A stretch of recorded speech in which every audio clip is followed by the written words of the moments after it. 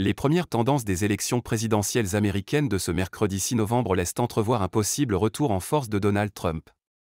Avec des gains notables dans certains swing states et des perspectives de majorité au Sénat pour les républicains, la carte électorale s'assombrit pour Kamala Harris, qui tente de renverser la vapeur malgré une nette avance du camp adverse. Voici un point détaillé sur les éléments principaux de ce scrutin qui pourrait redéfinir le leadership aux États-Unis. Donald Trump, une avance décisive dans les États clés. Le camp républicain aborde ses résultats avec optimisme, alors que Donald Trump se rapproche de la Maison-Blanche. À ce stade, il détient 230 des 270 grands électeurs requis, surpassant Kamala Harris, crédité de 210 électeurs selon les dernières projections de l'Associated Press. Le New York Times, qui actualise en temps réel un baromètre de probabilité de victoire, accorde à Trump plus de 95% de chances de l'emporter, un indicateur qui met en lumière l'ampleur de l'enjeu. Face à cette progression, Kamala Harris a préféré reporter son discours aux premières heures du matin, un choix révélateur de la tension croissante au sein du Parti démocrate. Caroline du Nord et Géorgie, deux victoires importantes pour Trump. La Caroline du Nord et la Géorgie, deux États traditionnellement décisifs, ont penché pour Trump ce mercredi matin. Ces deux succès renforcent son avance, ajoutant respectivement 16 grands électeurs chacun à son compteur. Pour la Caroline du Nord, ce choix électoral suit la tendance de 2016 et 2020, où les électeurs avaient déjà favorisé Trump.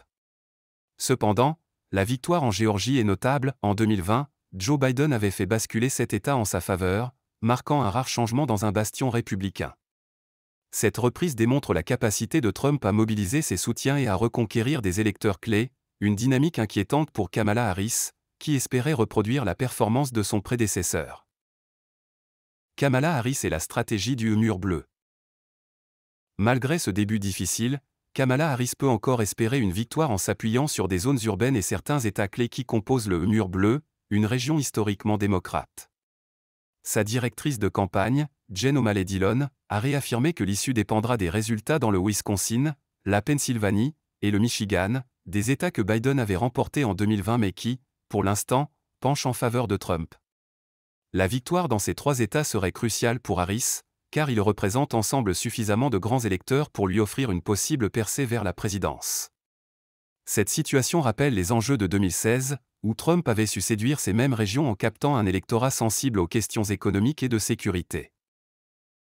Le Sénat passe sous majorité républicaine. Outre la présidentielle, ces élections détermineront aussi la majorité au Sénat, une question décisive pour le contrôle des politiques à venir. Avant le 5 novembre, les démocrates possédaient une majorité étroite dans la Chambre haute. Cependant, les gains remportés par les républicains, notamment en Virginie occidentale et dans l'Ohio, pourraient leur offrir une majorité significative. Si cette tendance se confirme, les républicains pourraient obtenir 51 sièges sur 100, selon les estimations du New York Times et d'Associated Press, une position qui influencerait fortement les décisions législatives, y compris sur les nominations judiciaires et les grandes réformes du pays. Un enjeu électoral en évolution constante.